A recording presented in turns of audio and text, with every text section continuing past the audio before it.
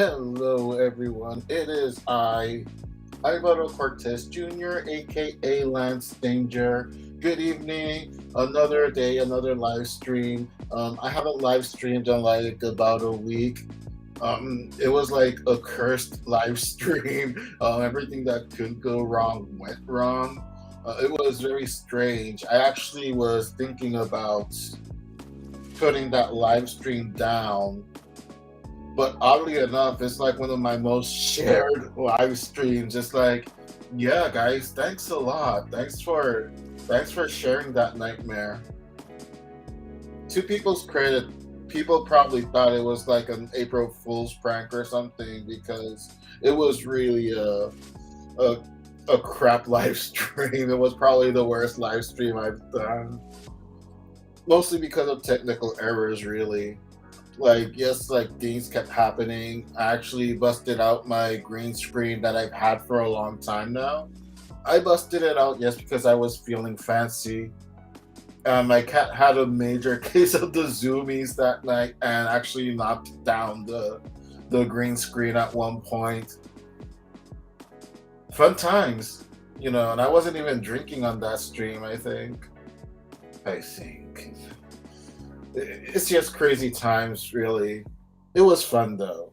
It was fun, and it's kind of fun to just leave that live stream up there to, I guess, kind of mess with people or whatever. Anyway, I hope everyone is doing fine. It is Thursday, second week in the month of April, and this is pretty much the anniversary of when I had COVID. Last year, I got COVID around this time, and it was bad, not gonna lie, it was bad. But anyway, we are here to celebrate because I am a low key egomaniac, and I got this here with me. I have not had this brand of sake before. It is pear sake. It is Japanese. Clink, clink, clink, clink, clink, clink, clink. What am I celebrating, you may be asking?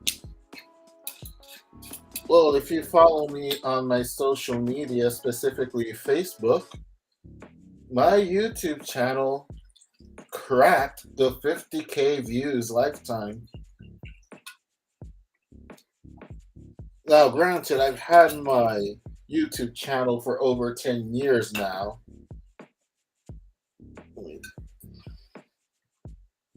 It always feels better putting it on the left side. I like a natural lefty or something.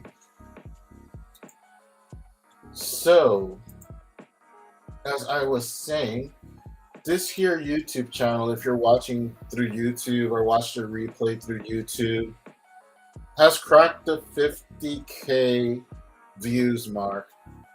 And like, it's an accomplishment considering the fact that for a long time my channel was dead in the sense that I wasn't uploading anything at all. I had my YouTube channel for years before I even started uploading content into it. I started uploading content into it when I was in the thick of doing my web comic at first, and just saw it as another way to experiment and promote my web comic, Fred Peterson, the Mighty Warlord.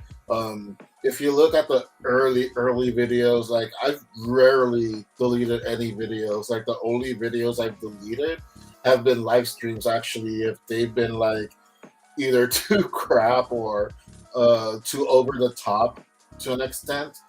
Those live streams I have deleted. But in terms of like actual videos, I haven't deleted any of them really. If anything, throughout the years, I've had to re-edit some of them to kind of get around the whole, you know, YouTube copyright policies and whatnot. So some videos were either blocked in most countries or had no audio because I would use either copyrighted music or music that wasn't even copyrighted but would somehow be struck as a copyrighted song. I would have to do workarounds with it. So the videos are there. Some of them don't have the original audio. I actually uploaded some into Vimeo, I believe it was, and my Facebook. I probably will continue to upload some of the videos with the original audio. I do have it stored away somewhere, so I wasn't that many to begin with. Let me take the first swig of the night, though. Hmm, interesting flavor. Like I've never had Asian pear sake before. Infused craft sake. It's nice. It's a nice little flavor there. But yeah, um, going back to the original videos, I started doing trailers for some of my friends' web comics, and then started doing trailers for my own web comics as well. And I slowly started to diversify, doing like my top favorite comics, or like top favorite comics that inspired me to want to make comics and content like that. At the time, I was very, very much, and I still am though. I was very much into James Rolfe, the angry video game nerd, and with his Cinemassacre, and of course Doug Walker with Nostalgia Critic, Channel Awesome. Actually, some of my friends and some viewers that are like recent subscribers have gone all the way back to those older videos, and they actually comment to me in private like, "Hey, I watched one of your older videos, and you give like serious Channel Awesome vibes." But yeah, like it's no secret that I've been a huge fan of Doug Walker, James Rolfe, a lot of the content creators on both sides. Mike Matei, when he was in Cinemassacre, I actually liked a lot of his early videos there. I know he got a lot of flack back then, early in his video creating career. Now he's a pretty successful game streamer himself, which is very cool, and has been doing like great content in his videos as well. And of course, Channel Awesome, when they had like Spoonie, Angry Joe, Todd in the Shadows, Obscurus Lupa, Nostalgia Chick. Yeah, so many great content creators. Linkara as well. Some of them don't produce videos anymore. Others just kind of went their own separate ways due to circumstances I will not be delving into here in this stream. If you know, you know. And I stay away from all that controversy. Imagine that, me staying away from controversy.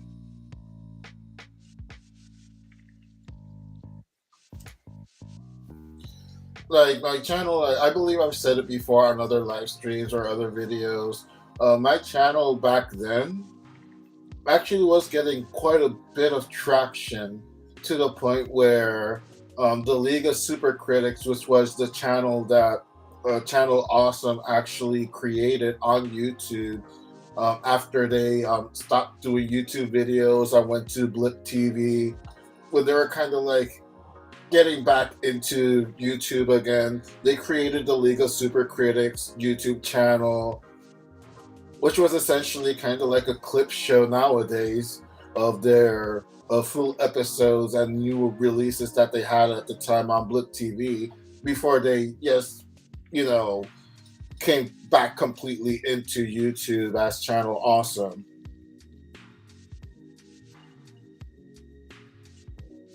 Like that channel actually followed me at one point, and I was encouraged by some of my friends to like kind of give it a try. And at the time, I did like an angry review. Well, not necessarily angry, but something along those lines of doing comic book reviews and whatnot.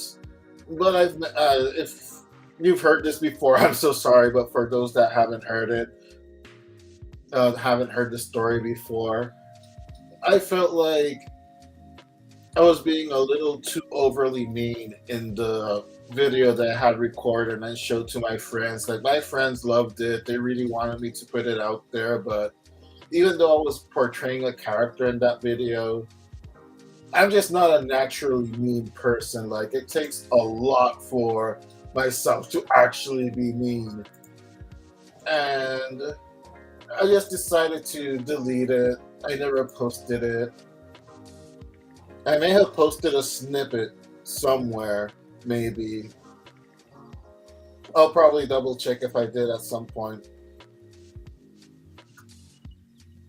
But I discovered that being mean, even as a character, and making it tongue in cheek and as fun as possible, still kind of isn't like me. I didn't really feel comfortable, so I decided to just not do that at all. And if I would talk about comics, I would like talk about more from the heart and be something more positive rather than even if I didn't, even if the comic wasn't to my liking, people still put their effort into it. They still try to put the best possible product out there, and you don't know the circumstances under what the comic was produced under as well. So I wanted to, you know, again, not be too mean spirited or something. Like it's great when James, Rolfe and Doug Walker do it. Like they're masters at their craft, but that's just not me. I'd rather watch it for my own entertainment than act it out myself. If that makes sense.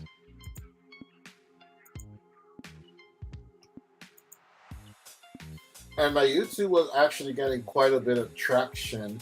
Um, I got up to 50 subscribers, and I actually had my channel monetized pretty fast back then. Before monetization wasn't as I guess quote unquote difficult as it is now compared to how it is that you have to have the 1,000 subscribers and the 4,000 hours of watch time.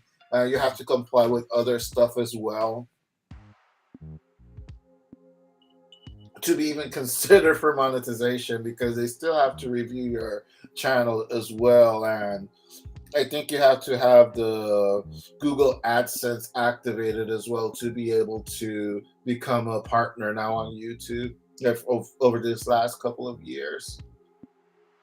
But I think in another way, it kind of liberated me to us in a sense losing the monetization because of course like when they decided to do all the changes because of the ad apocalypse back then, wow, that was must have been like 2018 or something. It feels like it's so much further back than that somehow.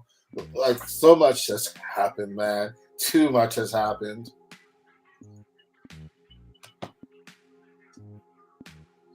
The whole apocalypse happened. For those who again who are newer to YouTube and probably don't know what that was, it was a point in time where content creators were getting in trouble with sponsors, and sponsors were starting to drop YouTube because of the content. One of the main people that created controversy back then was PewDiePie. I have nothing against PewDiePie. I absolutely love his content. It's something that I kind of grew into because in the beginning, when he started getting big doing the video game streaming, I wasn't really watching him. Like, I would watch it every now and again, get a good chuckle out of it, but that was it. But it wasn't until later when he kind of diversified his channel more.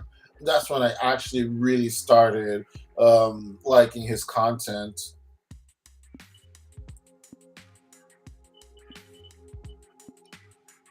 So because of that, those content creators that were deemed dangerous and not family friendly, a lot of sponsors started dropping. YouTube was getting a black eye as in terms of public relations, and they made a lot of changes. They made it somewhat more difficult to actually have partnership in YouTube, and the content creators that were already partners were grandfathered into the new tier of being a partner if you didn't meet those requirements of the 1,000 subscribers and of 4,000 hours of watch time. Like again, like I got monetization like at 50 subscribers, and I think at the time I actually had gotten like 12,000 channel views, which was actually quite a bit at the time, especially for what I was doing, and I reached it quite fast back then.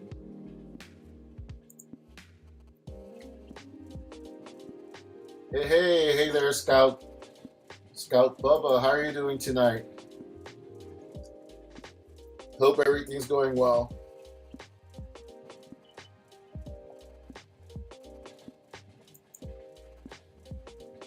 So yeah, going over like that small brief context of how my channel was back then, and then I just kind of stopped. I kind of burned out a little bit doing the whole YouTube thing.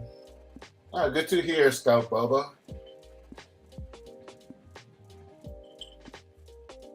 Hope the week has been treating you well. The week has is almost done right now. Like we're now heading into Thursday already. Which reminds me, I have to get my comic book stash today.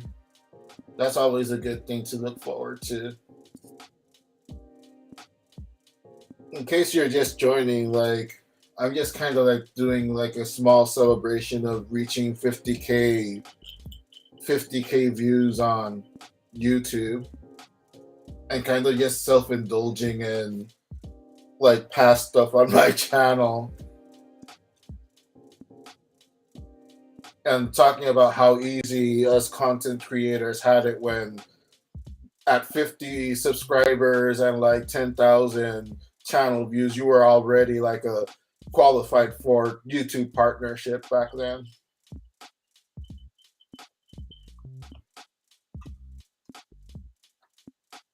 And like going back into the train of thought, I did get a little burnt out from doing content on YouTube. I was doing like video trailers for my comics. I was doing random videos of comic books that I liked and comic book activities I was going to, um like going to college campuses when I would have a signing and stuff like that. And I just kind of burned out a little bit, and also it happened in a point in my life where I was transitioning from moving from Puerto Rico back to New York as an adult.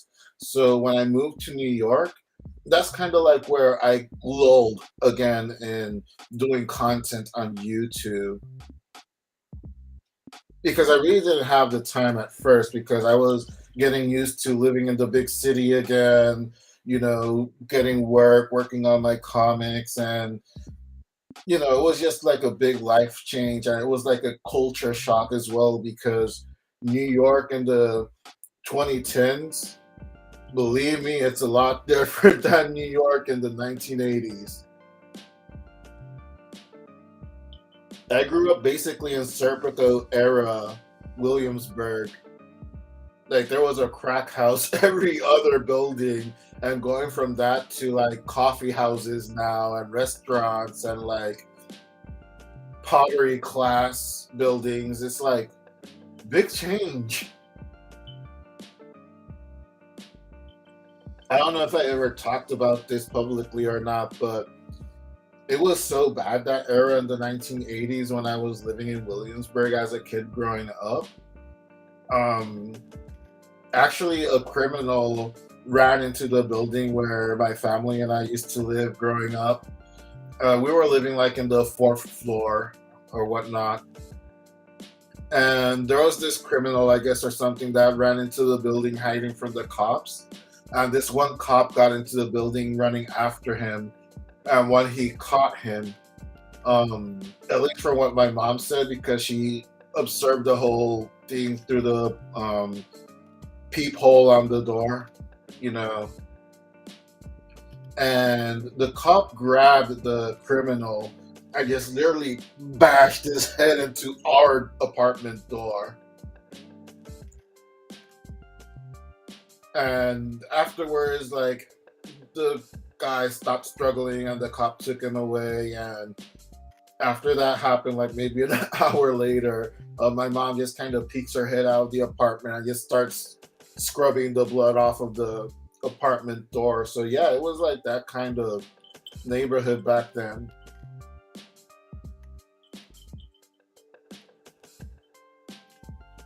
But anyway, are we talking about like gritty 1980s New York, or is this a celebration?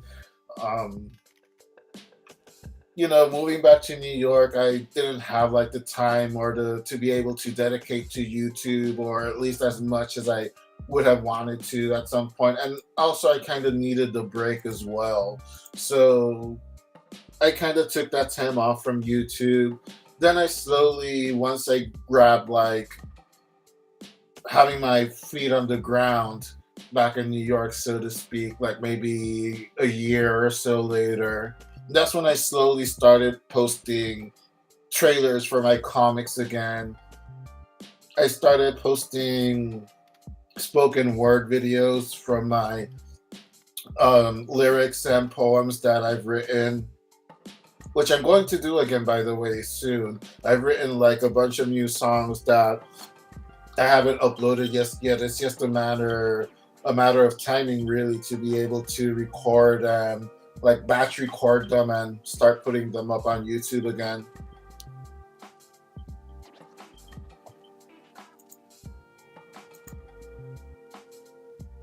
So I slowly started putting up videos again of, trailers, the spoken word videos. I didn't really do stretch out into any other kind of videos until the 100 Days of Making Comics challenge started.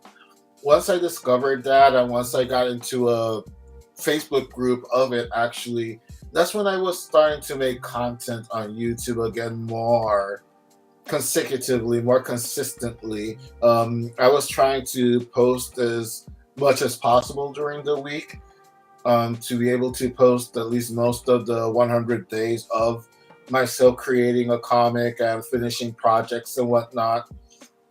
And that's where my channel started growing again.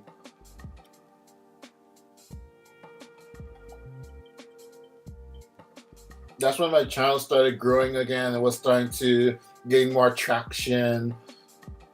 At the time, it was starting to gain more subscribers. I was starting to get more views. I was actually getting more, like not that much more. Like, I was getting like a bit more money. Like, and when I say a bit more money, like when I was a YouTube partner, I was probably making like 1 cent or something a video. And when people started watching my videos more because of the 100 days of making comics, I was probably making 3 cents a video. Like when it was all done and said, when I lost the partnership, I probably only had like $9 or something like that. And that's like accumulated from like 7 years of being a YouTube partner or something like that. And I never even got the money afterwards anyway. So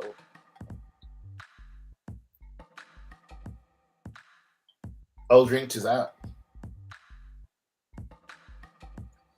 So I was doing these YouTube videos. Then decided to also incorporate speed drawing, speed art as well, because I was looking at a lot of speed art videos at the time too. Like that's around the time I discovered that. So I was doing speed art videos. I was doing. I started doing commentary on my web comics and stuff like that. Kind of like starting to diversify my channel a little bit. And then I got a little burnt out. Actually, doing the 100 days of making comics videos, because it was just like kind of a daily grind that I would do on top of having a day job, on top of working on my projects. I also was putting a lot of effort into trying to do these. 100 days of making comics videos as well. So at one point, something had to give, and unfortunately, I went to through kind of a creative burnout as well. So I didn't upload as much during certain um, spots of time either.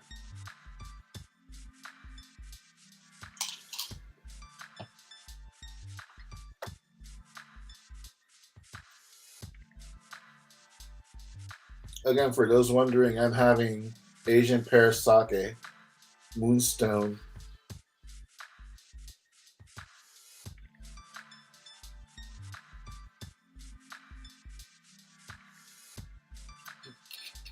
Pour myself a little bit more. Freshen my drink up a little bit, so to speak. Once again, it is a celebration. So again, there was like a lull in my um, YouTube channel after that kind of burnout, and again, I wasn't updating as consistently again. And also, I was going through a different kind of phase as well because I had gone back to school as well. So it was day job on top of school, on top of homework, on top of my personal projects, on top of freelance projects. So again, something had to give. So I wasn't doing as many videos anymore either. And my subscriber count kind of capped off at like maybe 70 and kind of stayed fluctuating between like 50 and 70 because sometimes subscriber counts go down as inactive users get eliminated from the system as well. So that subscriber count actually went down. It probably went down to like around 50 again, actually, at one point. So I was kind of stuck between like that 50 and 60 subscriber count for a couple of years, actually.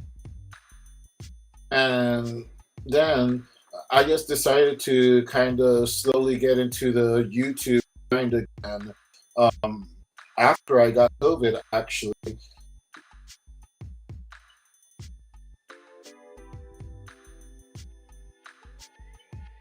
I was recovering from COVID. It was a pretty bad bout that I had with COVID um, because of I'm just that lucky, I suppose.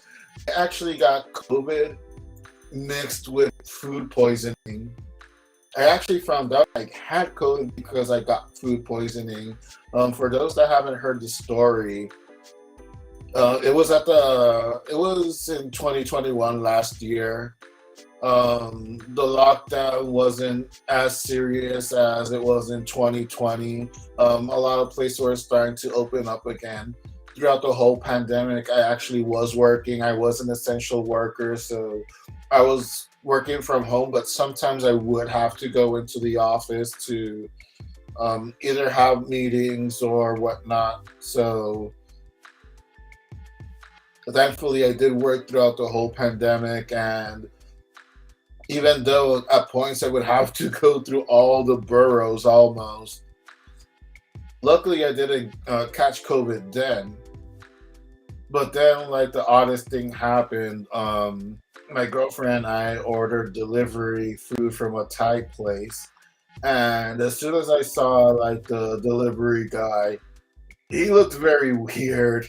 And I was going to show him the code, the confirmation that I was in fact the person that ordered the food, and the guy actually touched the screen of my phone and to like see the code and everything. I thought that was bizarre, and he wasn't wearing like protective gloves or anything. He just looked weird to me. He just gave me a very weird vibe. And I took the food up.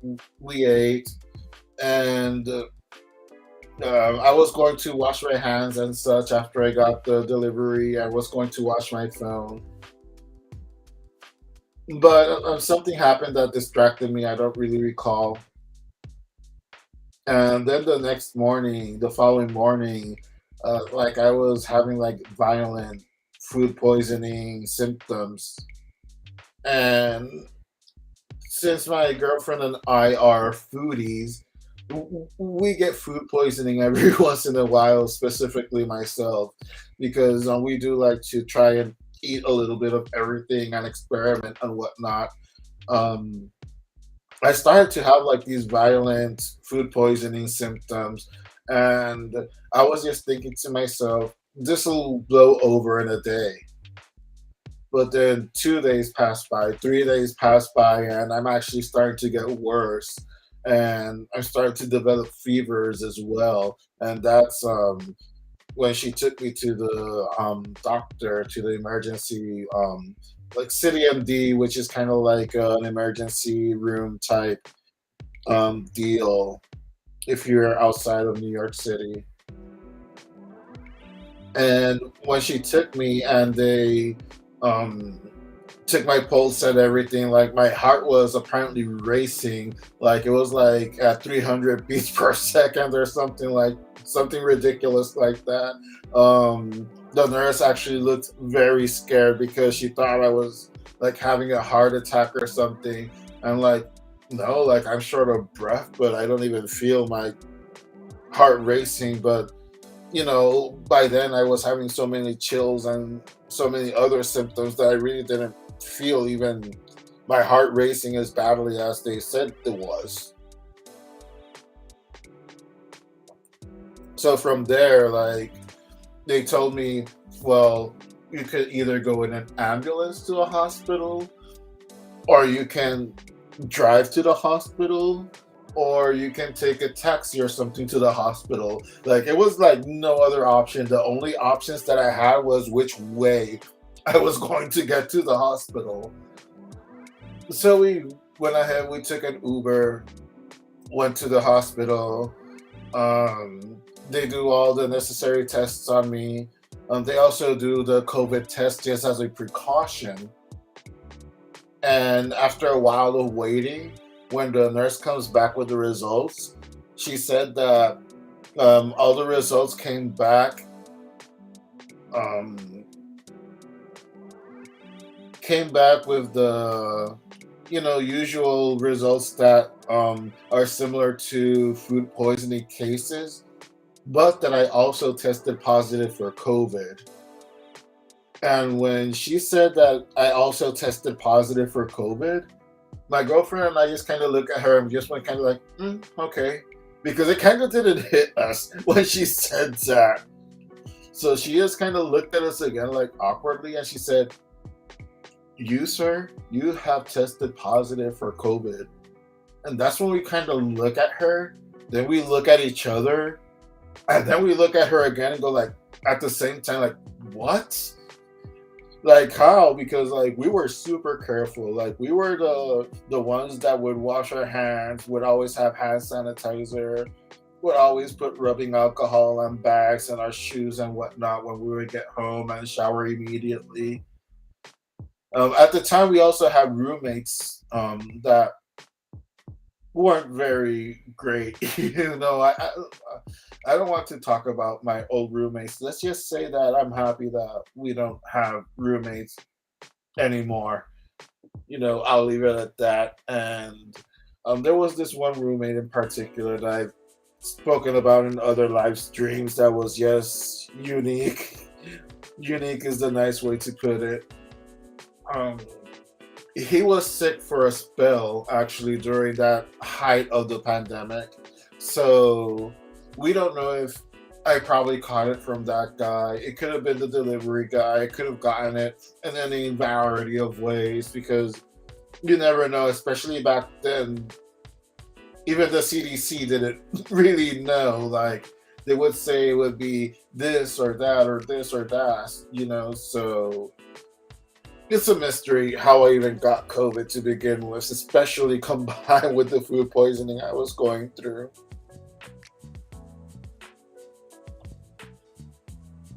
So I go through the whole recovery afterwards. I was hospitalized for like a day, and my vitals thankfully started getting a lot better, and my body reacted very well um, to the stuff that they had on me. Like I don't even remember what it's called anymore. Like just that stuff that they hook up to your arm when the IV. I reacted well to it. I had gotten incredibly dehydrated during that time, so I hydrated up quite a bit to the point where they were able to release me, and I was able to go back home at the time. And as I'm recovering, like I'm passing out here and there. Like I was watching YouTube.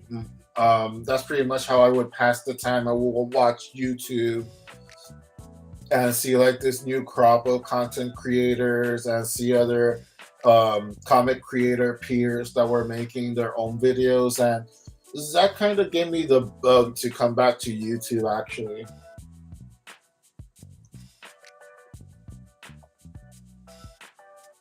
So I decided to come back to YouTube, started doing these live streams, and the rest is history, as they say.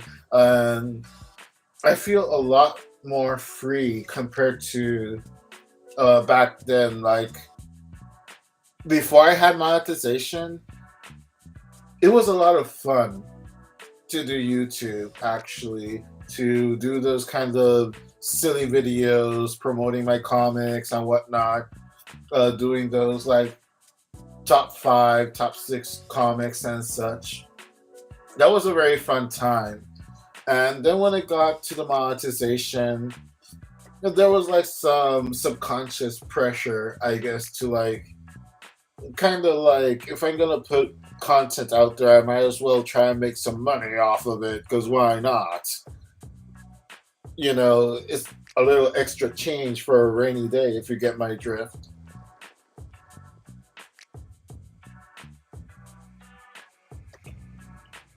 And that's kind of what led to my burnout too, because at one point, my videos were doing really well because people were starting to discover it and going through my older videos. Um, and I actually still have the video up. Like my channel actually got demonetized for 30 days because I had made, I think it was something like 13 cents more than usual.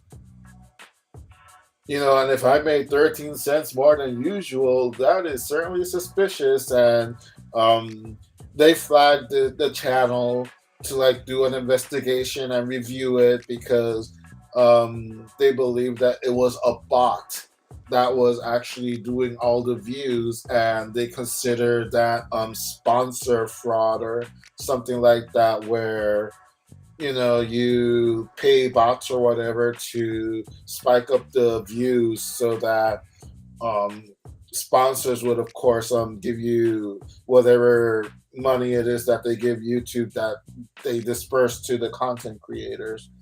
So I had like a spike of maybe 2 hours or something like that during one week. 2 hours more than usual because, again, like maybe two or three people had discovered my channel, I believe, through the 100 days of making comics or something. And they started watching the older videos and the trailers and whatnot. And YouTube found that suspicious. They thought it was like a bot.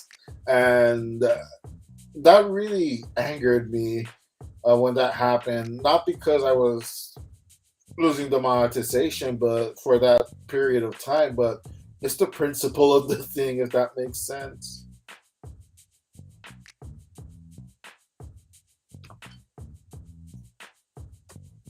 Like, you put the effort, you're putting yourself out there, you're creating content that YouTube itself is benefiting from a whole lot more than the content creators. I can tell you that right now. Because even like from what I hear, super chats and whatnot, they take a huge chunk out of that. So YouTube, Google still makes a huge, uh, still gets huge profits and a big piece of the pie compared to the content creators and whatnot. And to just like kind of like lose monetization over 13 cents or something like that. It was frustrating, and that kind of did lead eventually to the burnout as well. That really contributed to it as well. So it just wasn't fun for me.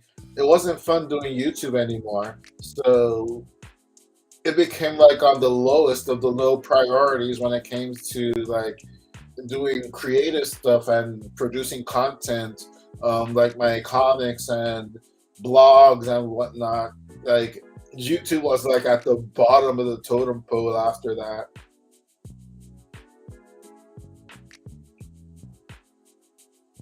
To the point where when I lost the monetization, when they did the whole 1,000 subscribers and 40,000 watch time, I wasn't even mad at that point. And I have that video up also where I spoke about just having lost monetization, because it was like I wasn't making much money anyway. And when I was starting to make a couple of cents more, they demonetized my channel for 30 days. And like I said, I never even was able to cash out like whatever money that I had earned during that time, which again was like maybe $9 or something like that.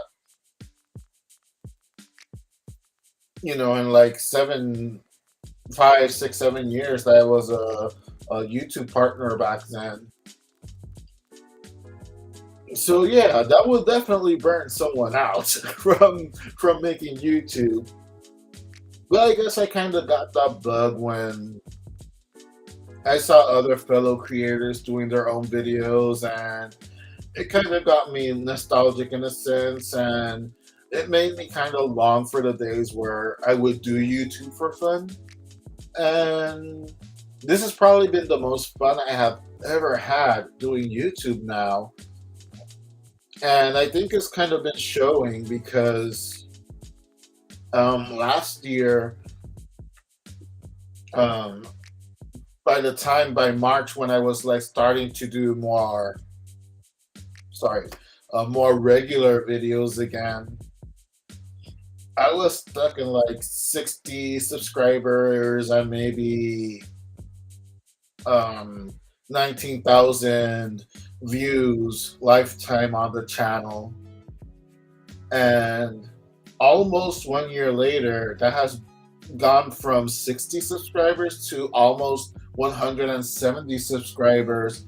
And now, even though I'm celebrating 50K views lifetime on the channel, which happened like 4 days ago, right now it's actually past 55K views right now. So I am extremely humbled, grateful that you've all, a lot of actual old viewers have stuck with me throughout all this journey.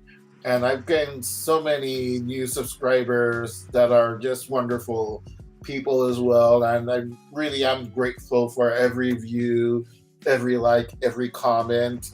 Um, I will try to keep diversifying the channel as I'm able to find the time. Yes, yesterday was the premiere of the final episode of the latest 100 Days of Making Comics video series, which I titled Long Road to Hell. And instead of doing like daily updates of it or as much as possible, I decided to just record the 100 days straight, edit it at my own pace, and after the 100 days ended and I had finished editing everything together, that's when I started uploading the videos. And it was really fun doing that. It was very cathartic in a way because it was actually the first time that I actually documented all 100 days of making comics. And my goal wasn't to finish a comic during that time, like I did in the previous challenges, because I was recovering from COVID and whatnot and other life stuff. If you've seen any of the episodes, a lot of things happened in my personal life as well. I was just doing it to kind of get into the habit of creating again because I had to kind of make myself kind of get into that creating frame of mind, get my body back into a good enough shape to even be creating, because COVID did wreck my body to the point where still today I'm still recovering from many aspects of when I got COVID last year, which is absolutely crazy. I guess I'm one of those lucky few that caught what they call long COVID, which still has like some lingering effects afterwards. I've always been the lucky one, I guess. So, to go through all these things in a professional and personal level, and to come back and balloon my subscribers and my views like that, like, I really am grateful for all that. Um, I'm still a ways from being monetized again, but I'm not even concentrating on that. I'm just concentrating on having fun again on YouTube, and I think I really have. Like, I've been having more fun here than I've ever had. Like, no lie, like, straight up, this has been the most fun I have had. And during this streak, this is the first time that I was even live streaming. Because before I did have that capability to live stream, but I never did because I never really thought that there would be people interested in what I had to say. Like, I barely had an audience as it was making like pre-made videos, pre-recorded videos. What kind of audience would I have doing something live? And it turned out to be just so much fun to be able to do these live streams. I do realize that I do them very late at night, so I really don't get like as big as an audience as if I would have done it during the daytime or do like the prime time hours and whatnot. But then the problem is also is that sometimes you'll accidentally overstep other content creators, and some of them take it very, very personally if you kind of like invade um their time on YouTube. I know, silly stuff, but that happens in every um media outlet, I guess. Like, it comes with the territory. I've been around for a long time to not even let that bother me. So, here I am. Whenever I can do live streams during the day, I'll do them, and I will have no regrets and no remorse of doing it if I accidentally step on someone else's live stream or whatnot. Like, I've said it before and I'll say it again. I don't care. Because even if we share the same audience, in my experience, people will probably not see my stream at that moment if someone else is streaming.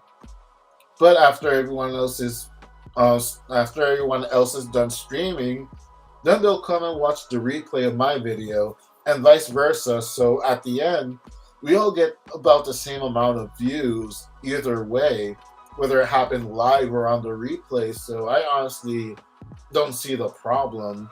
Like, especially if it's not like I would understand if I was like purposely trying to like raid the other channel and kind of poach their audience. Like, sure, like, I would be a dick for doing that, but I generally don't do it for that, because again, I mostly don't have time during the day to do live streams because I have so much things to do.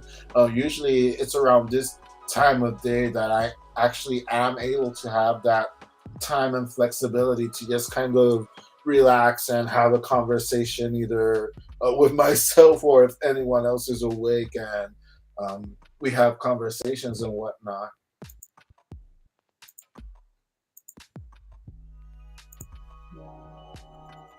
Just checking out some notifications that I suddenly got. But yeah, it's crazy, and all the best to other content creators and streamers. Know that I never intend to step on anyone's toes. I just want to get my voice out there just as much as you do, I guess.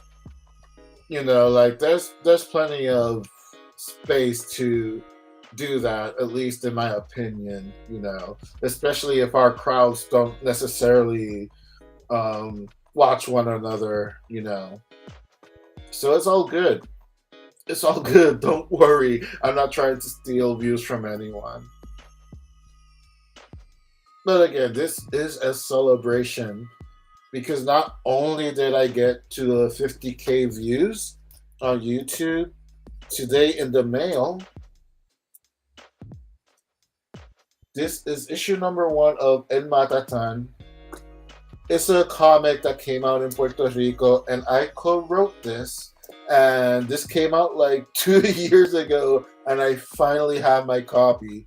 I was finally able to get my hands on a copy because it would sell out. It is so weird still to this day that I can say that I have had comics that I participated in that has sold out. You know, Again, I feel extremely grateful because of that. I feel incredibly humbled, and of course, it's not just because of my name is on the cover. There you see it, Cortez Jr.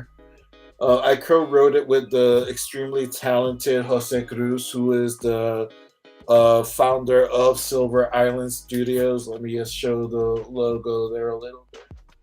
There you go. Silver Island Studios. This is actually the fourth piece that I've had published through them. If you've seen any of my other live streams, I also collaborated on an anthology series called Paths that Silver Island produced. I co-wrote one story. I co-wrote both stories actually. No, I co-wrote one story in the first issue, if I'm not mistaken, which was Blind Sight. And then in the second issue, I actually co-wrote another story as well called Hannah the Dragon Fan. Or maybe it was, yeah, I believe that's how it was.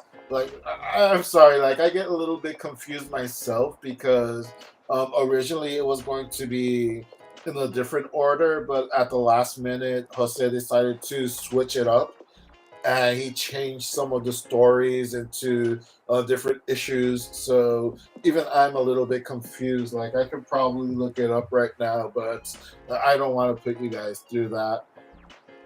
But yeah, if I'm not mistaken, issue one was where I co-wrote Blindside. That I know for sure. And issue number two is where I co-wrote Hannah the Dragon Fan.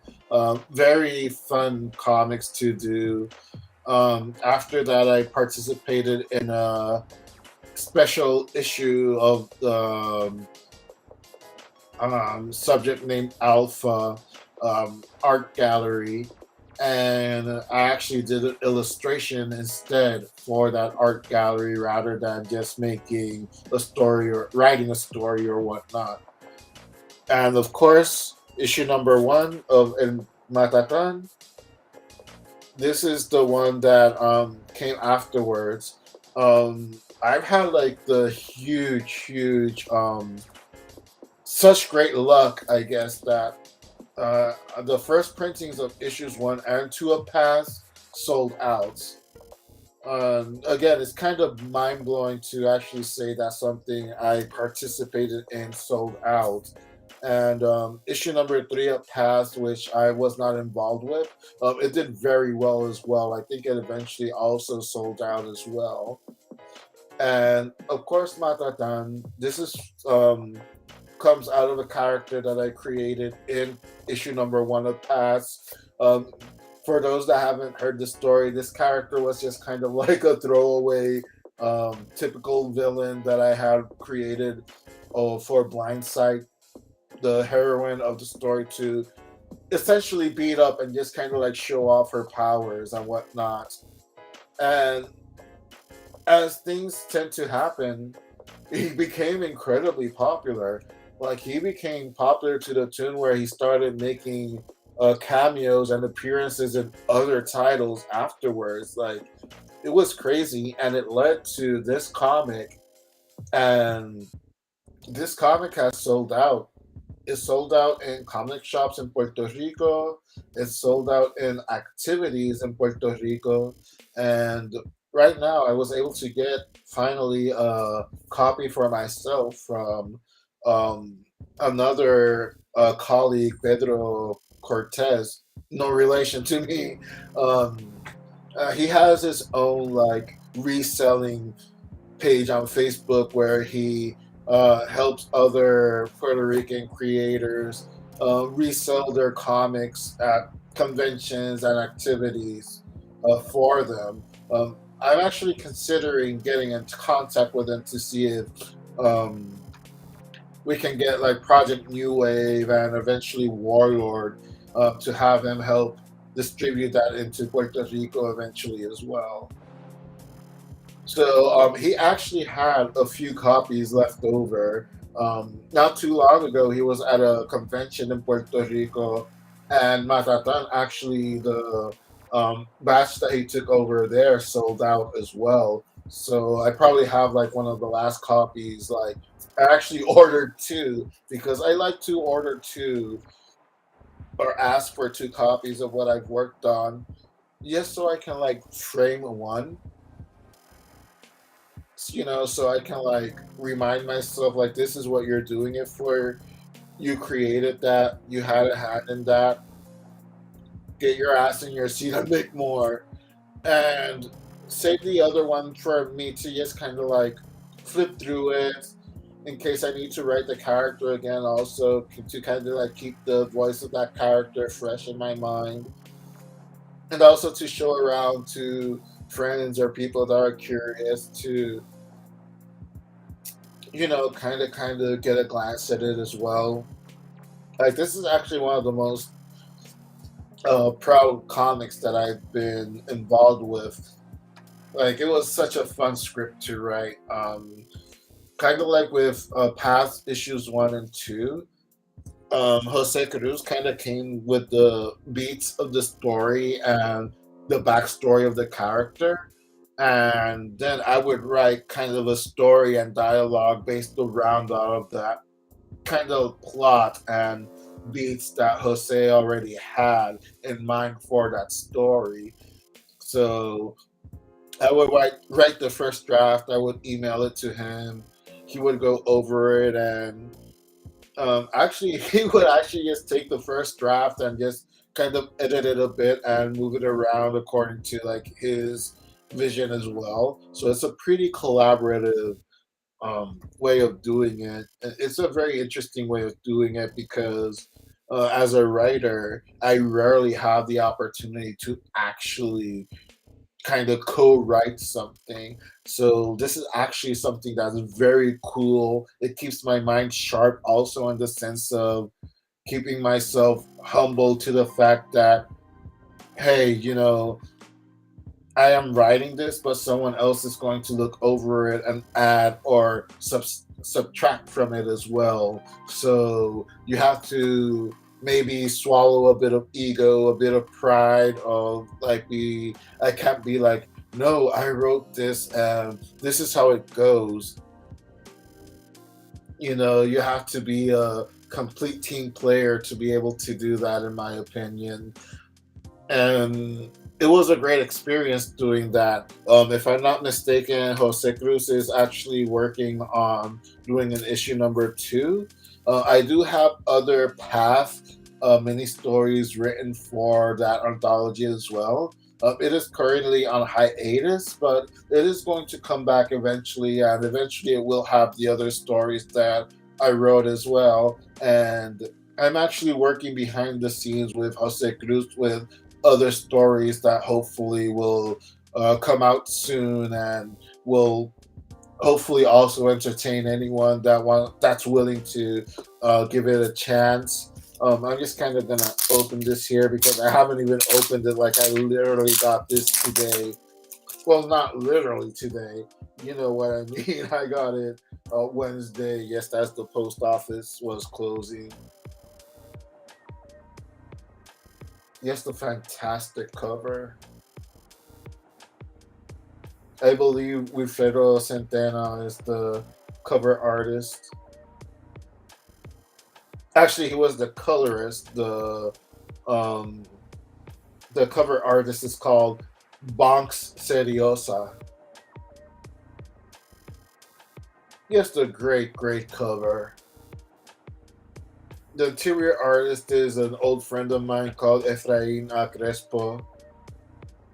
Jose Cruz not only co-wrote this, but he also helped with the coloring along with Alice Vanessa Falto, which is a great. She is a great comic book and graphic novel creator of her own as well. So this is really an all-star team working on this, and then me. Now, just look at that artwork. Like it's a little bit dark because the colors are a little bit dark as well, but just amazing artwork here. I freaking love Efraina Crespo's art. Like he's been kind of in and out of making art,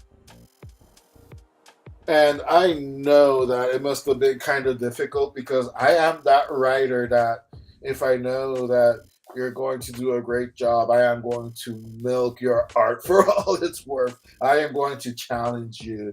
Like if I know that you can do certain things, I will challenge you. That's all I'm going to say about that.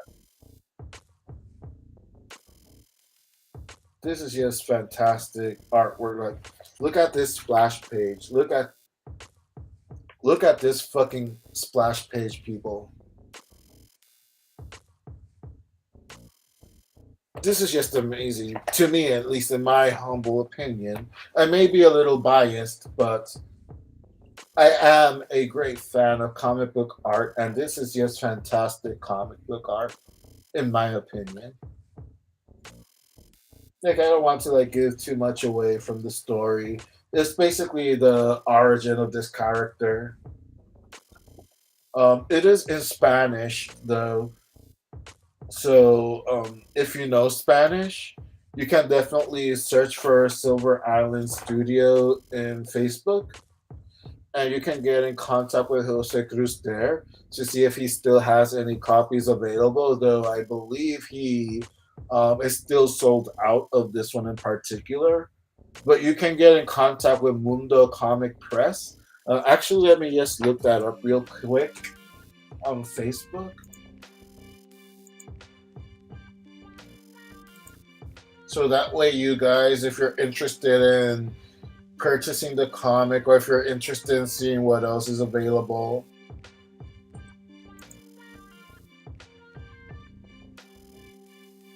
on that Facebook page, because not only does Mundo Comics Press sell Puerto Rican comics, they also resell back issues of mainstream comics and manga and graphic novels and whatnot. Let me just go ahead and share the screen with all you guys.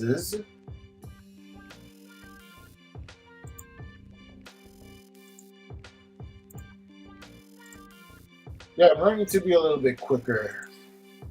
Um, Boom! There it is. Let me try and make it a little bigger if possible.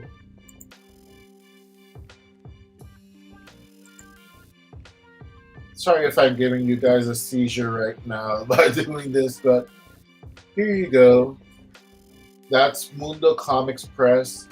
If you're a Spanish speaker and you're interested in this comic book and other Puerto Rican comic books, you're going to find a great selection there.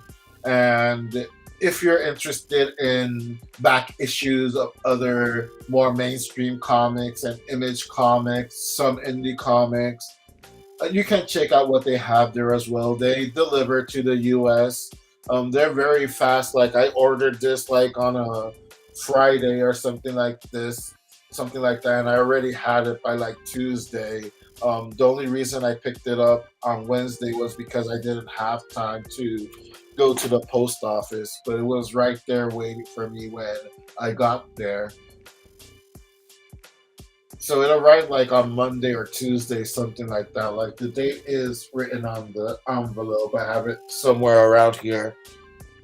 You'll have to take my word for it. So search Mundo Comics Press. There you can get in contact with Pedro and Cortez. Again, you can check out what they have on their store, or maybe I can just like show you guys real quick, like an overview of what's available. As you can see, Matatan, there's still copies available because it's still up on the Facebook page. There's other Puerto Rican comics, like the ones that are like on the top, are mostly the Puerto Rican comics. And actually, comics that Bez himself has done as well, because he is also one of the pillars of Puerto Rican comic book indie creators. And if you keep going down, like you'll find stuff like Vampirella, how-to books, classic Hispanic, Spanish language comics, mangas, classic X-Men comics as well. More how-to books. There's I didn't even know that they actually even have like actual books there too. Like not actual books. Like that sounds so bad out of context, but you know what I mean. So sad that Bruce Willis had to retire from acting because of that condition that he has in his brain. That is so messed up. There's also like mainstream comics that are in Spanish, some more Puerto Rican comics. The aforementioned Paths #2 is there.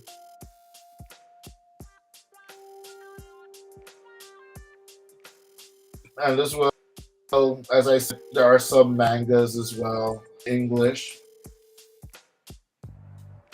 So yeah, check this Facebook page out.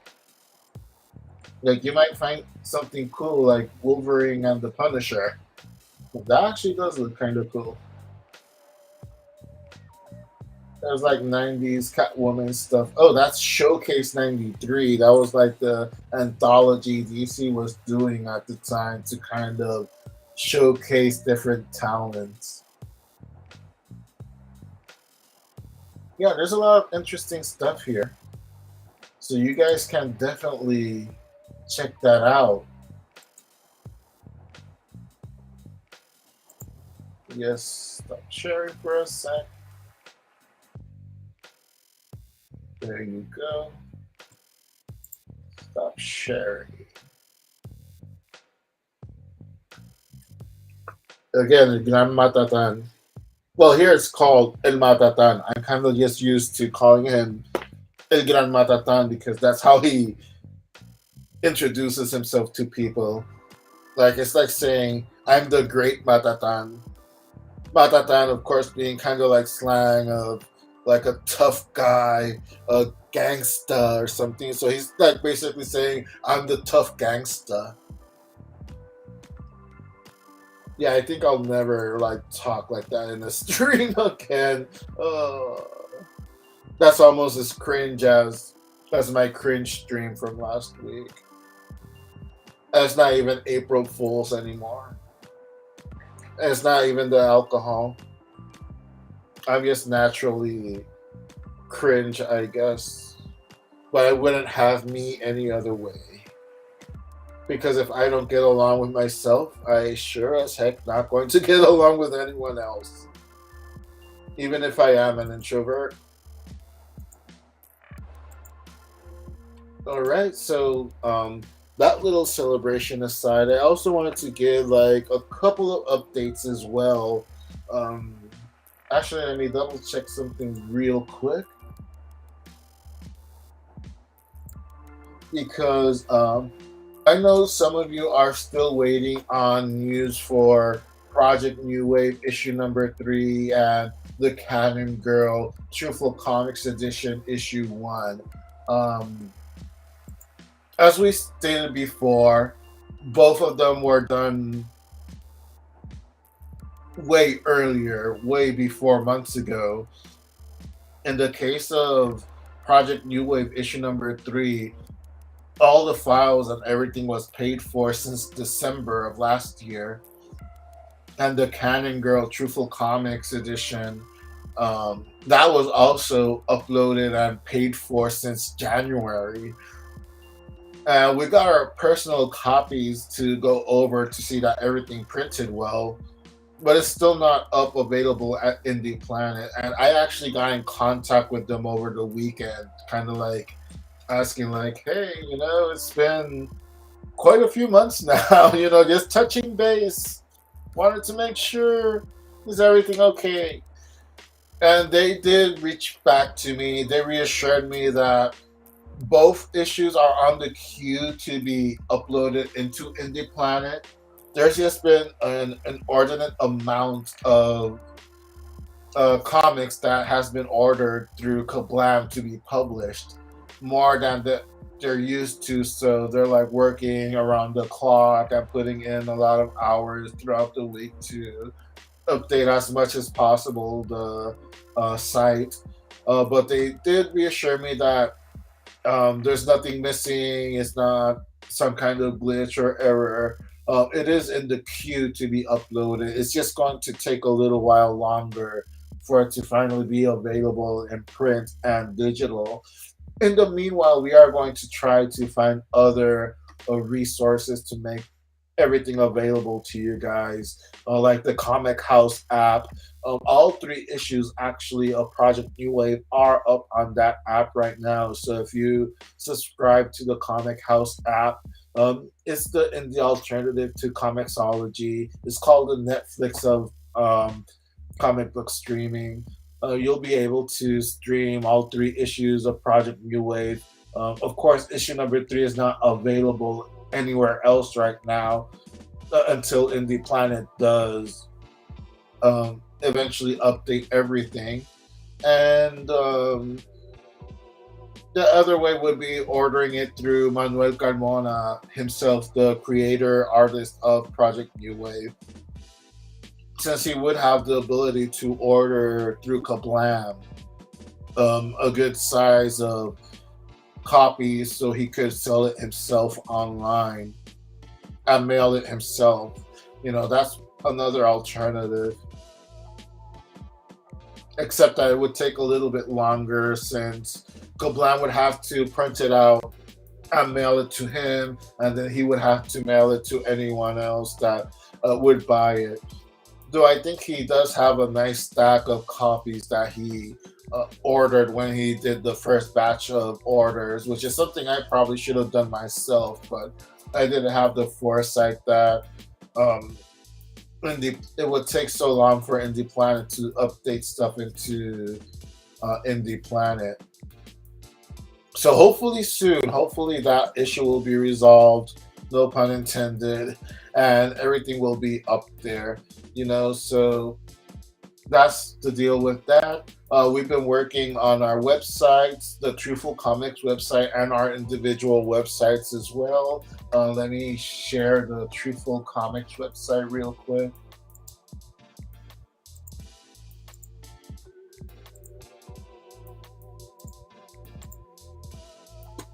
Here we go.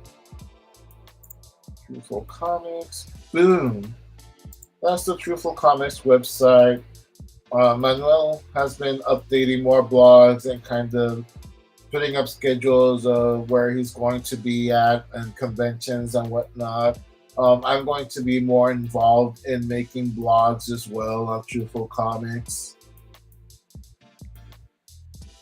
Like I'm just recently started getting to blogging again because it's one of those things where sometimes I have to like make that carve out some extra time wherever I can. I have been blogging in January. I really haven't blogged since then, at least not on Truthful Comics. I did put up a blog the other day on my personal website. Um, anyway, for those that are interested, you can go to www.truthfulcomics.com to see the recent blogs and also check out the shop tab. The shop tab has been optimized to make it easier to browse and access the stuff that we have on sale. Let me just show you that real quick. Manuel really put in some work into streamlining the look of the shop tab. You can just click on the image and it'll take you straight to Indie Planet where you can purchase the comic either print on demand or digital download. It's all good. Issues number 1 and 2 are available. And of course, never mind, the original 12 strip collection is there. Never mind the Truthful Comics edition, which is the remastering of the original 12 strips. And of course, the original publications of Warlord with the prologue, issue 1s, issue 2, and the webisodes. And of course, Stupid the Cat, issue number 1. And pending, issue number 3 of Project New Wave and issue number 1 of the Cannon Girl Truthful Comics edition. And there's also other comics in the pipeline like Wepamani Wepito and Nevermind Season 2 as well. So throughout the year, hopefully, we'll be able to offer more stuff. Manuel is working hard on issue number 4 of Project New Wave. He had a work related accident that he had to go through a couple of surgeries as well. So he's had it pretty rough as well physically, but he's doing the best that he can under the circumstances as well. So that's the Truthful Comics website. Of course, you can read all of my web comics there for free as well. You can see the creator profiles, events, and all that good stuff. Let me just stop sharing that for a second. Let's go into Manuel Carmona's website real quick.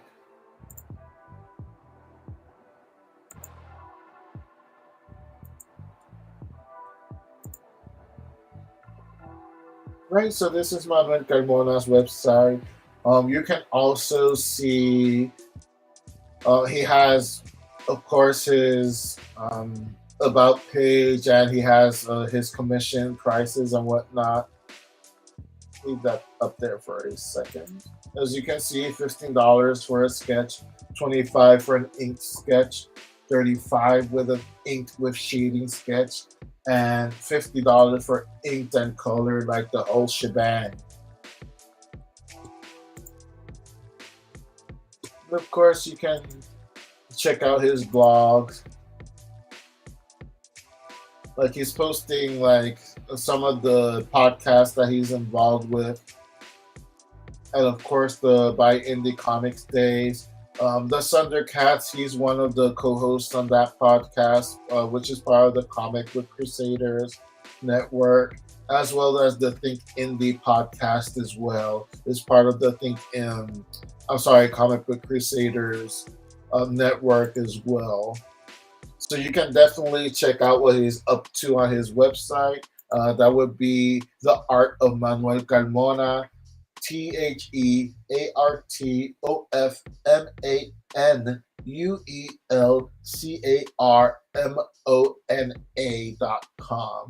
And you can check out his blogs, upcoming events. He also has a shop tab there, his portfolio, more events, By Indie Comic Days, Comics for Christmas, which is his nonprofit organization where he gives comic books for free to children that are either low income, low resources, or are hospitalized. He gives them a visit and he gives away comics, or he'll put a stand where people can donate comics so he can push that forward to other future readers as well. And of course, a tab dedicated to podcasts as well. Stop sharing. And last but not least, let's take a quick look at my own website.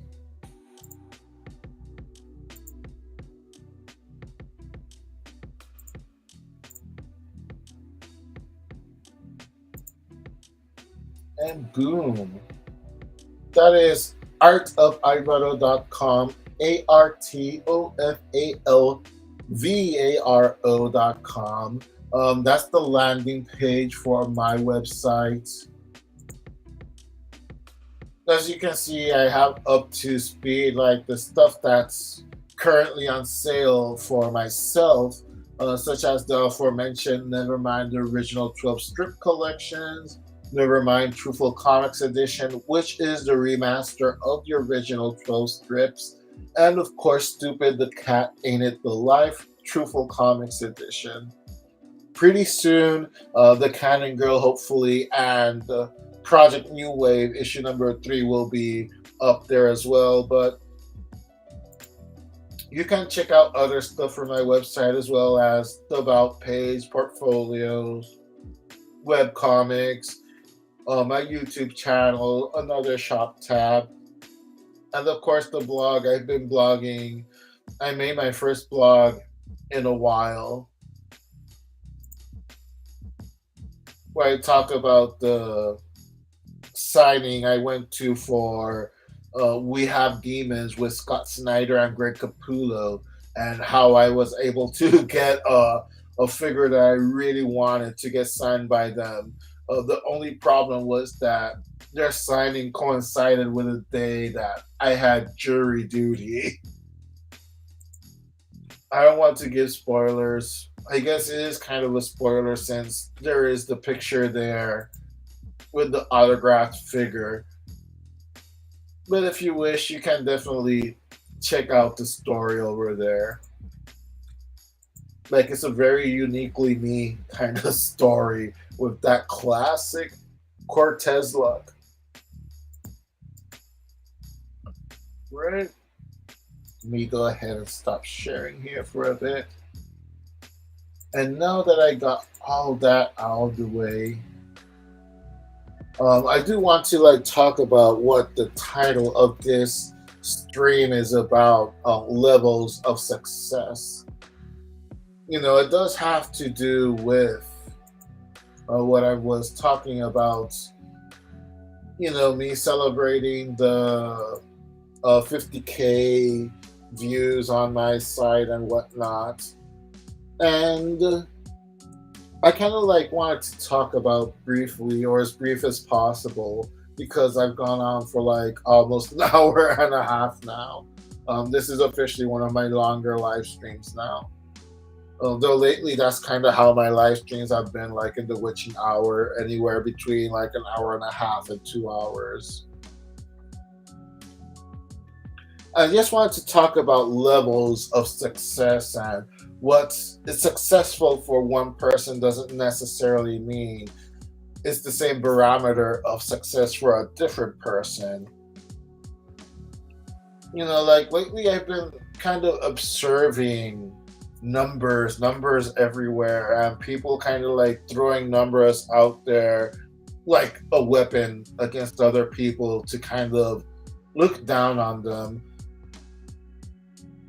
or if they feel kind of threatened in some sense, in some odd way, their first course of action is to kind of say that other colleagues or other creators are envious of their level of success because they are not quote unquote as successful as they are. You can tell by my face I really do not believe that, and I'm going to tell you why. What your barometer, what your bar of success isn't mutually exclusive with what the bar of success is for another person, especially if you're doing two different things. Like, if your goal is to be a YouTuber and a podcaster, you can, I guess, brag that you're having more level of success than a comic book creator. It's like, in my opinion, apples to oranges. Like, good for you, I guess.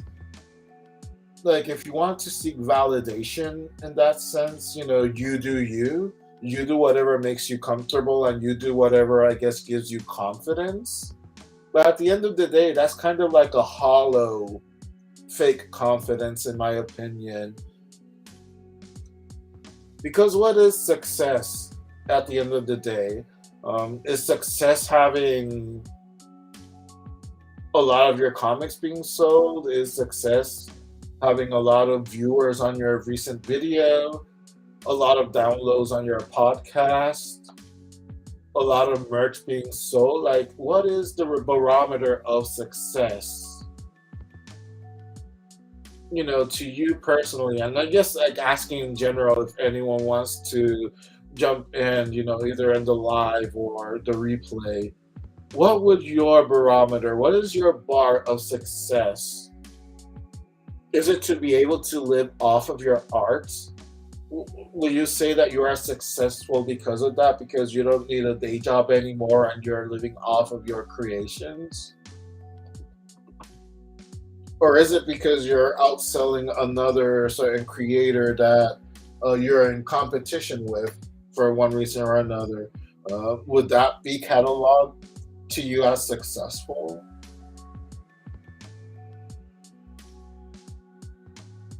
Like, I'm going to like put out there like what my idea of success is, and what my idea is intrinsically my own. I know I probably butchered that word, but hopefully you get the gist of what I was trying to say. It's uniquely my own idea of what my idea of success is. My idea of success is to, oh wow, like this got so serious that the background music just randomly stopped. There we go. That hasn't happened before. First time for everything. Everything goes when it's live. My level of success is to be able to create content with meaning. When I say to create content with meaning, what I'm trying to get at is that I'm creating content that will either entertain or inspire. Nothing below that. I want people to be either entertained by the content that I'm doing and get their mind off of whatever may be troubling them at the time, or if they just want to simply shut their brain off and listen or read to something while they're working on something else, and have this as background noise. My aim is to get my content out there. And my bar of success is just one viewer to listen, to like and share. To me, that's a successful video. If I get one person to buy one of the comics that I was involved with or that I self-published, that's successful. If I get one person to read my web comic, to me, that's a success. It's certainly not money because, again, like I said before, YouTube, I was a YouTube partner back in the day. I didn't make more than $9, I think. Comic books, especially, is a trade where you could certainly live off of your creations, but it's going to take a while if you want to, achieve that kind of success, if that's the success that you're trying to achieve. If you want to like move on to Marvel or DC, going to the mainstream, is that success to you as well? Success can mean so many things to different people. To me, it means putting your stuff out there and reaching someone, whether it be one copy or 500 copies. As long as you reach that one person, and even better if you inspire that person to create as well, that's the That's the cherry on the top of the sundae, my friends. If you're able to inspire someone else to create as well, if we want to talk about numbers, I've been almost 20 years now doing comics and zines, going back to when I first had my stuff published from the Cystic Fibrosis Foundation. Not many people know it because I don't talk about it much because I don't want to sound like I'm bragging about it or I did it for the wrong reasons or whatnot. I actually had my first comics printed ever from CF Comics, which was a branch that was, I guess, comics studio imprint, you could call it, that was handled by one of the workers in the Cystic Fibrosis Foundation. And all the money that was made from those zines was actually donated to the Cystic Fibrosis Foundation. So the work that I did there, I never saw a penny. It was all, donated. I donated stories and artwork. And thankfully, like, people actually bought quite a few of those because some people just happened to either wanted to support the cause, but also because they were actually finding some value in that content as well. I had the incredible fortune that one of the stories that I wrote called About a Girl, that was one of their best selling zines, and even like the higher ups in the Cystic Fibrosis Foundation back at that time, 2002, 2003, were actually very impressed, or so I was told, about that story and the artwork as well. And it went over really well, from what I was told. And of course, from there, I started self publishing Warlord and other comics, web comics. From there, I was able to freelance into Project New Wave, Silver Island Studio, and other places that are going to be soon also um, having some of my writings as well being published for their comic.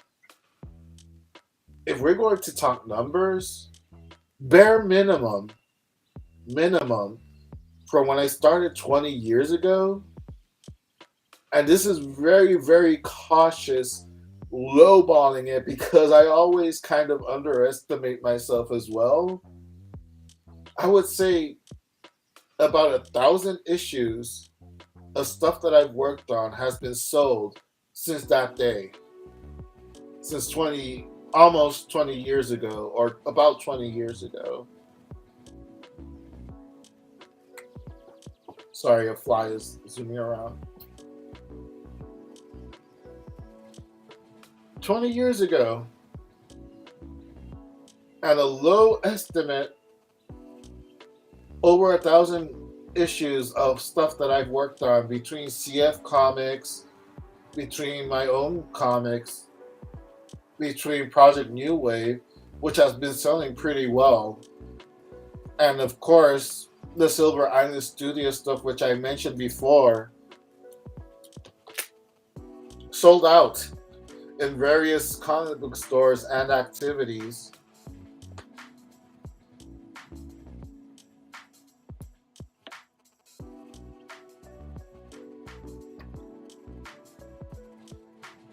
You tell me, what is your level of success? What is your bar for saying that this person is successful or I'm more successful than that person?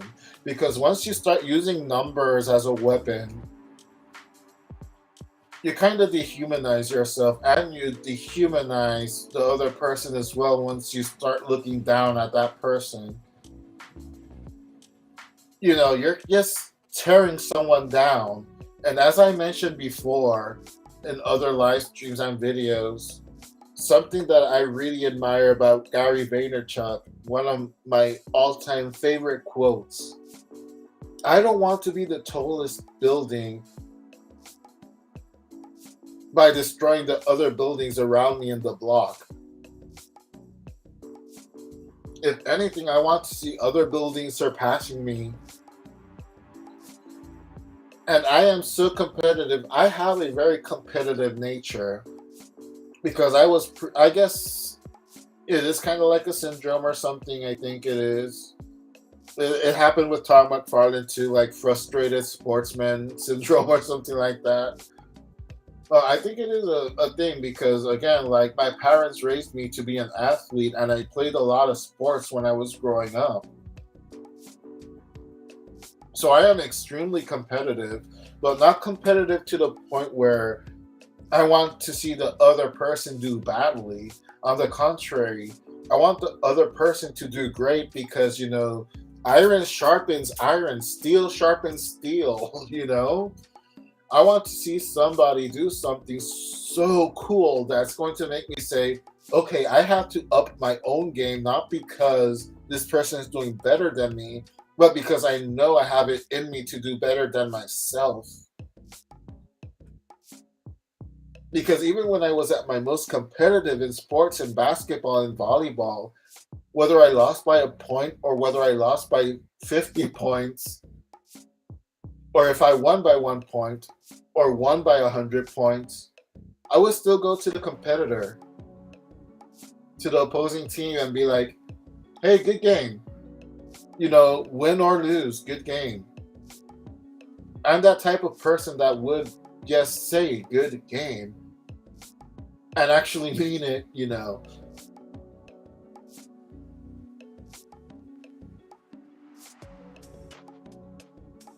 And, get better from that.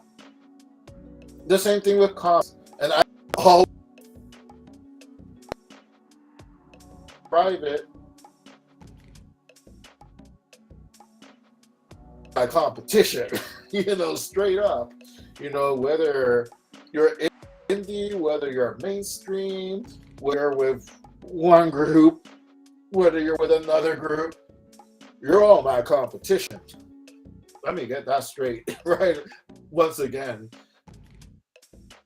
And I'm being honest when I say it up front like that. Not only in public, but in private as well. And if you do good, great, fantastic. I'm not looking if you're doing good or better than me.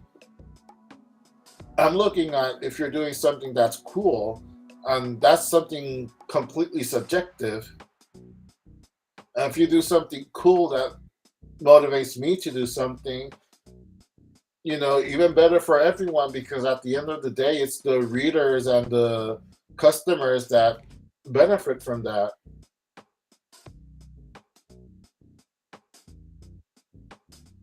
At least that's what I believe anyway.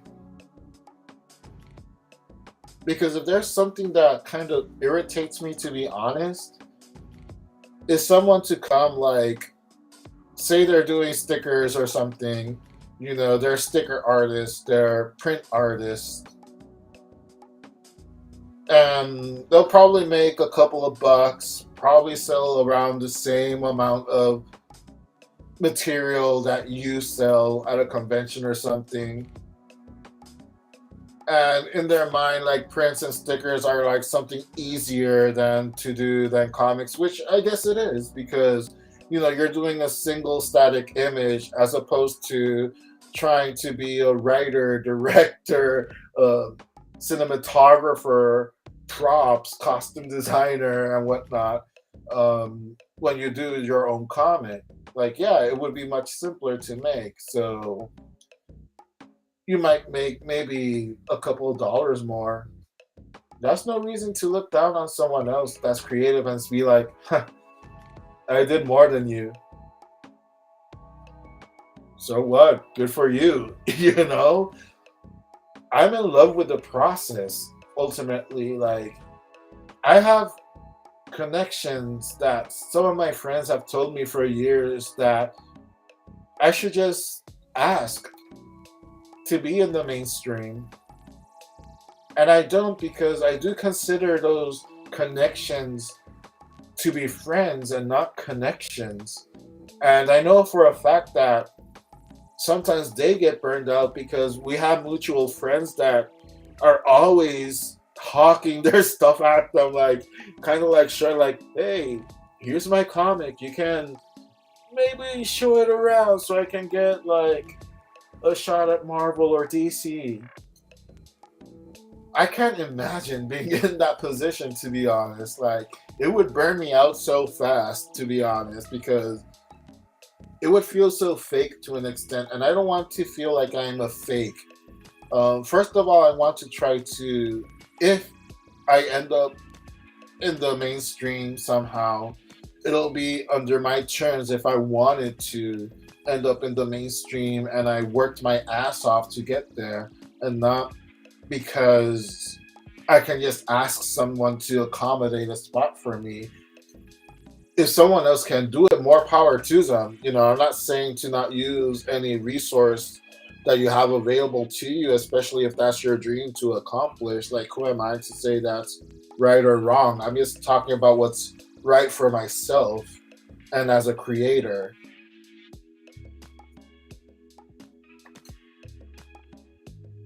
That's pretty much what my barometer for success is.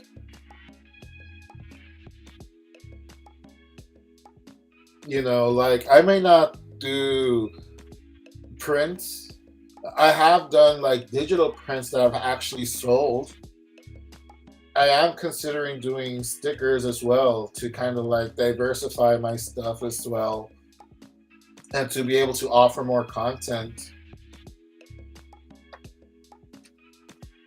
But I'm just in love with the process, which is why I also share my process so much, whether it be here or Facebook or Instagram or even Vero. I really like that Vero app.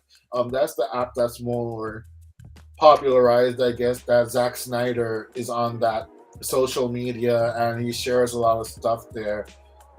I actually really like it. It's kind of like a combination of Twitter and Instagram and to an extent TikTok, YouTube, all into one. I really like that social app more than Instagram itself, even, to be honest, if I'm going to be truthful. That is my level of success. That is what success is to me. Like, being frank, I don't care if you outsell me in comics. You can outsell me in comics. You can outview me in YouTube. You could make merchandise and sell a ton of it or none of it. And it's at the end of the day, it's not going to affect the content that I do because I frankly do not care. I care in the sense that if I see that something's out there that's cool, and again, mileage varies on what my idea of cool is, incredibly subjective, that makes me want to up my own game. That's what I have my eyes out for. Because I am competitive in that sense where I want to elevate myself, and at the same time, if I can, I want to elevate those around me as well. I don't want to be just that one person that keeps doing things greedily and have like that bad faith competition where it's like, oh yeah, I'm going to do more than that guy. Oh yeah, I'm going to outsell, I'm going to outperform that guy. There's nothing wrong with that either if that's the way that you motivate yourself, I guess, to create. Everyone has their own unique way of motivating themselves to create. I'm just saying that that's not how I operate. How I personally wouldn't operate, and I wouldn't really recommend people to operate because, again, at the end of the day, in my personal opinion, it's just shadow. And again, if you're into that and that's part of what you consider successful, I am no one to tell you that it's not successful. You do you. But by that same coin, let me do me and don't look down on me or others like me that don't have the same bar of what they consider successful. Because at the end of the day, you're the one that ends up with the bad look. At the end of the day, again, you may have a big surge in the terms of success that you believe you have, but always bear in mind that it's not just being successful one day. You have to do it consistently, and it's a whole lot harder to be consistently successful than to be successful for a short period of time. Straight up. Even in comic books, there are legends out there that don't work anymore because they can't find work. Actors that can't find any work anymore for one reason or the other, because a star has faded a little bit, their talent has waned a little bit, ageism, colorism, what have you. You have to be self-aware and not just have that, ego so up there. You have to bring your ego down sometimes. And I'm not saying to not aim to achieve higher, because again, I'm not saying that you can't have a high level of what you expect to do. All I'm saying is that you can have that high level of what you expect from yourself, and at the same time not look down at others that don't consider that level that you want to achieve the same amount of success, if that makes sense.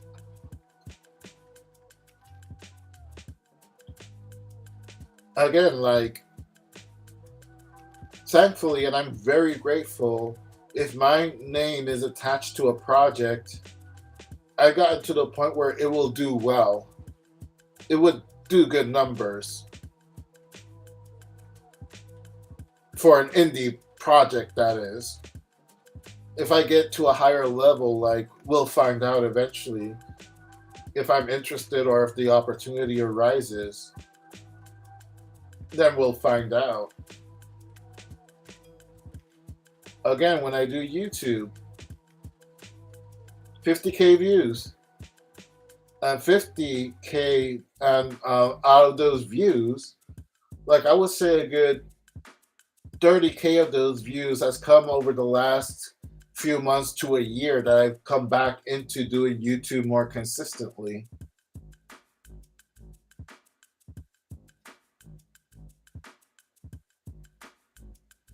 Again, you tell me, what is your bar for success? I've told you mine. One viewer, one share, one like, one comment, one customer for my comic, one reader for my webcomic. And my webcomic, like in 2010, around there, which was the last time that the Dub Webcomics actually was counting the views for their comics. Like, they changed servers, it was a big mess. All the counters for views were reset, and they weren't able to put statistics for years until they were able to resolve all those internet problems. Back in 2010, I had like already 100,000 views for my webcomic, and it wasn't even 5 years old at the time. And my audience has grown since 2010. You tell me if I'm successful or not according to your bar. Because right now I'm going to tell you, I don't give a fuck about your bar. I only care about my bar. I guess that's a nice way to end the stream, in a very passive aggressive, more on the aggressive side kind of way. I guess it was the pair brought out the aggressiveness in me. I'll blame the pair, the Asian pair. I'm not really a hostile person, so I want to like close the live stream out in a more positive way because again, it is a celebration. Once again, thank you all so much for your kind attention over the years. This is proof positive that if you want to achieve whatever you want to achieve creatively or just in general in your life, don't let anyone stop you, especially yourself. If you're putting up barriers yourself, no one else can knock those barriers down for you. If you're the first person that says you can't do it, you're not going to be able to do it. Sometimes you just have to take that chance, man. You have to take that chance. Get out of your comfort zone. Somebody tells you that you can't do it, fuck that other person. Someone says they're more talented than you, big fucking deal. Do it. Do your creative endeavor. You want to write a novel? You want to do a young adult graphic novel? You want to be the next Raina Tegemeyer? You want to do the next Captain Underpants? You want to do the next Diary of a Wimpy Kid? You want to write the next Twilight? It's all good, you know. It is all good. The world needs more creative voices. If anything the pandemic has showed us as well is the world needs more creative voices out there. And I can proudly say that during the pandemic, during the shutdown when Diamond Distributors shut down and no mainstream comic was available for a few weeks or even a month back then, my comic outsold anything from Marvel and DC at that time. Sure, it was because nothing else was coming out, but more people gravitated to my comics and other independent creators. With the internet, there's no excuse anymore. You don't have to go to a big publishing house. You don't have to go to the mainstream. Unless you really wanted to, of course. But you don't have to wait on what ifs anymore. You can upload your stuff to Kindle. You can upload your stuff to Webtoons. You can do it to your own site. Like, there's so many free websites that have so many features compared to the old school free websites like Angel Fire and GeoCities. Anyone remembers Angel Fire and GeoCities? If you're around that time, you should be on your knees thanking whatever deity you believe in, even if it's just yourself, that things have gotten better, you know, in terms of like making your own free website and whatnot. The opportunities and the tools are out there. Don't let anyone, especially yourself, stop you.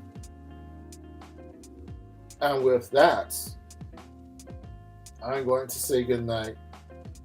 Thank you all so much again for your kind attention on my YouTube channel, on Facebook, Instagram, even TikTok. You know, it's been a journey, you know. It's been a journey, and I think I wouldn't change anything at all. You know, ups and downs, and believe me, I've been through through a lot of downs. I'm very, very low downs, but I'm still here, and if I'm still here, I'm going to keep creating. And even when I'm not here anymore, I hope that if you're creating or you're thinking about creating, that you create and you keep on creating and you keep building your legacy. Anyway, I'm going to leave it on that. Thank you all for watching. I will catch you next time. See you when I see you. I'll probably do an art stream on Twitch later today in the afternoon or something after I'm done with some chores I have to do. Anyway, thank you all so much. Stay safe. Enjoy the rest of the week and the weekend. I am out.